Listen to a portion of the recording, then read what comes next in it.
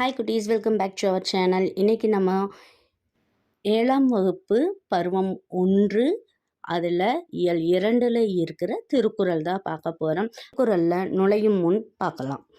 அணுவை துளைத்து ஏழ்கடலை புகட்டி குறுகத் தரித்த குறள் என்ற திருக்குறளின் பெருமையை ஔவையார் போற்றுகிறார். மனித சமுதாயத்தை ஆழ்ந்து நோக்கி அஃது எவ்வாறு வாழ வேண்டும் என்று நன்கு சிந்தித்து எழுதப்பட்ட நூல்தான் திருக்குறள். இது போன்ற ஒரு நூல் உலகில் எந்த மொழியிலும் இதுவரை தோன்றியதில்லை என்பர். அத்தகைய பெருமைமிகு திருக்குறளை படிப்போம் வாருங்கள்.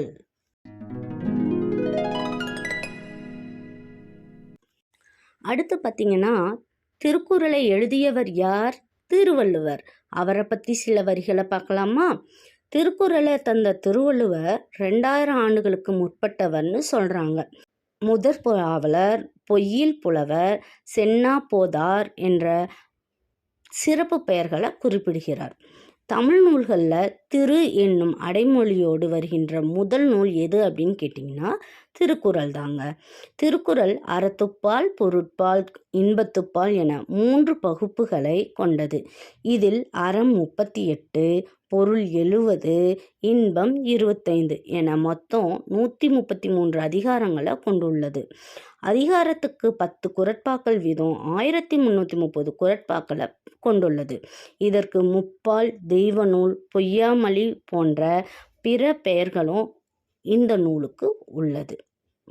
அடுத்து நாம் பார்க்க போகிறது திருக்குறள். அதில் இருக்கிற மனப்பாட பகுதி என்ன குறள் அப்படிங்கிறத மட்டும் நம்ம பார்த்து அதோட பொருளை பார்க்கலாம் வாங்க. ஏதிலார் குற்றம் போல் தம் குற்றம் காண்கிற்பின் தீதுண்டோ மன்னும் உயிர்க்கு. ஏதிலார் குற்றம் போல் தம் குற்றம் காண்கிற்பின் தீதுண்டோ மன்னும் உயிர்க்கு. பிறருடைய குற்றத்தை காண்பது போல தன்னுடைய குற்றத்தையும் காண்பவருடைய வாழ்வில் துன்பம் இல்லை. இதோட அர்த்தம் என்ன அப்படின்னு பார்த்தீங்கன்னா, நம்ம பிறரோட குற்றத்தை பார்க்குறோம் இல்லையா, அதே மாதிரி நம்மளுடைய குற்றத்தையும் கண்டுக்கிட்டா கரெக்டாக தப்பான்னு நம்ம பார்த்துக்கிட்டோம் அப்படின்னா நம்ம வாழ்க்கையில் துன்பங்கிறதே இல்லை. அடுத்த குறள் என்ன அப்படின்னு பார்த்தீங்கன்னா, வாய்மைங்கிற அதிகாரத்தில் இருக்கிற குறள். வாய்மை எனப்படுவது யாதெனின் யாதொன்றும் தீமை இல்லாத சொலல். வாய்மை எனப்படுவது யாதெனின் யாதொன்றும் தீமை இல்லாத சொலல். இதோட பொருள் என்ன அப்படின்னு பார்த்தீங்கன்னா, வாய்மை எனப்படுவது மற்றவர்க்கு ஒரு தீங்கும் தராத சொற்களை சொல்லுதல் ஆகும். வாய்மைன்னா சத்தியம் சொல்லுவாங்க. அது என்ன அப்படின்னு பார்த்தா, மற்றவங்களுக்கெல்லாம் நம்ம எந்த கஷ்டத்தையும் கொடுக்கக்கூடாது. அந்த மாதிரியான வார்த்தைகளை மட்டும்தான் நம்ம பயன்படுத்தணும். அப்படி பயன்படுத்தினா நமக்கு எந்த தீமையுமே இல்லை. உள்ளத்தால் பொய்யாது ஒழுகின் உலகத்தார் உள்ளத்துள் எல்லாம் உளன். உள்ளத்தால் பொய்யாது ஒழுகின் உலகத்தார் உள்ளத்துள் எல்லாம் உளன். இதோட பொருள் பார்த்திங்கன்னா, உள்ளத்தில் பொய்யில்லாமல் வாழ்பவர் உலகத்தார் உள்ளங்களில் எல்லாம் இருப்பவர் ஆவார். நம்ம உள்ளத்தில் பொய்யில்லாமல் வாழ்ந்தோம் அப்படின்னா உலகத்தில் இருக்கிறவங்க எல்லாரோட உள்ளத்துலேயும் நம்ம வாழ்வோம். இதுதான் இந்த குறளோட பொருள். இயற்றலும் ஈட்டலும் காத்தலும் காத்த வகுத்தலும் வல்லது அரசு.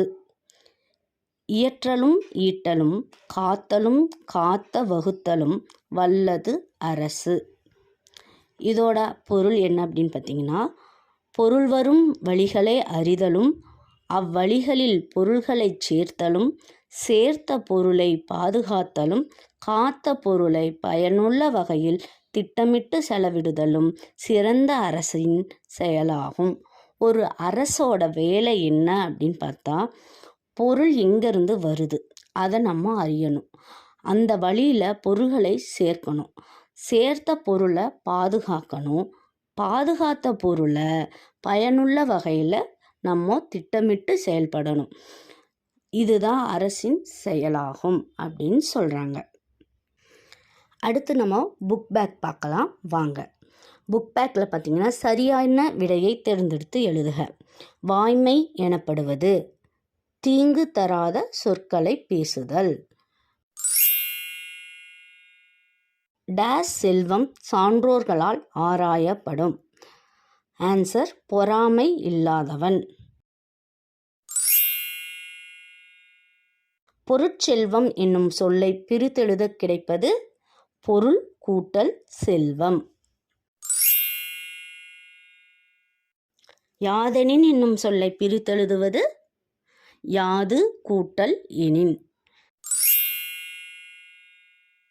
தன் கூட்டல் நெஞ்சு என்பதனை சேர்த்தெழுத கிடைப்பது தன் நெஞ்சு. தீது கூட்டல் உண்டோ என்பதனை சேர்த்தெழுத கிடைப்பது தீதுண்டோ. அடுத்து பார்த்தீங்கன்னா சிறந்த அரசின் பணிகளை வரிசைப்படுத்தி எழுதுக அப்படின்னு இருக்குது.